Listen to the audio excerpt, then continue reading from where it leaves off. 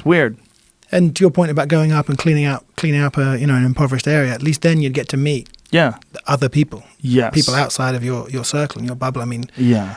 the amount of times here when you talk to people about Muslims, LGBT, whatever it is, and you think, oh, it's because you've never met anyone. Right. You've actually never met anyone that is X, Y, or Z, which is... I moved to Brooklyn 6 years ago, and I moved to Clinton Hill, Fort Greene.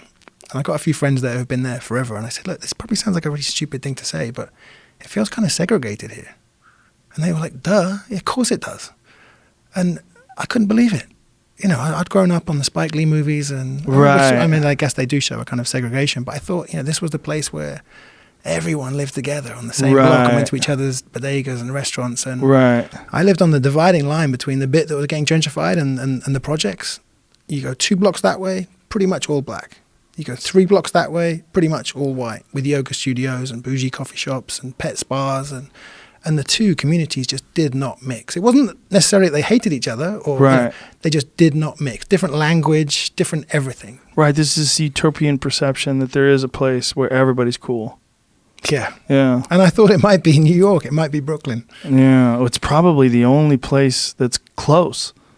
Right? Like, at least it has the reputation for it. Yeah. Because at least in Brooklyn, people walk around. I mean, yeah. But talking about amazing pieces of journalism over the last few years, there's Nicole Hannah-Jones wrote a piece about New York school system, public school system, the most segregated school system in America.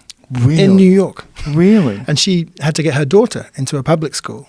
And the choice was the very good, well-supported school in the gentrifying, mostly white area, or the bad, failing public school in the non-gentrified, mostly black area, where her kid's education might suffer. And I think I'm remembering it correctly, but her and her husband had a real fight about it, because she said, no, we've got to put our kid in the bad, failing school and help it get better. And it's going to take years, and our daughter may suffer in the short term, but that's what we have to do if we're living in this neighborhood. It's an incredible piece. Wow. Yeah, that's the real conflict as a parent. Do you have children? No. It's impossible. Yeah, I'm sure, right? When you're thinking of your children, you're always thinking of their safety. You're always worried about them, and you want to protect them. So putting them in a situation where they wouldn't be as protected is never your first instinct. Oh, she was in town hall meetings where, progressive white liberal parents who would be very left-wing on every other issue were really fighting to make sure their kid went to the good majority white school. And they want a bit of diversity, but not too much diversity. Right. They want a black friend. Yeah. Yeah. Yeah, that's when people think of Brooklyn, they do think of it as being like the most diverse place. Yeah, and I mean, street by street segregated. Atlanta's pretty diverse. Atlanta's interesting, because Atlanta has a lot of there's a lot of everything in Atlanta, but it's a very black city in a lot of ways, but it's also a very white city. You see a lot of black and white people hanging out together in clubs and bars and restaurants and stuff. And it's really like much closer to like a 50-50 split than a lot of places, right. At least in some of the neighborhoods that I've been to.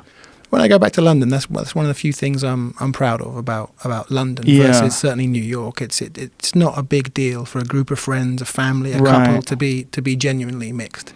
Here it's that. I mean, you would know. I'd ask you: is that because London didn't experience slavery the way the United States did?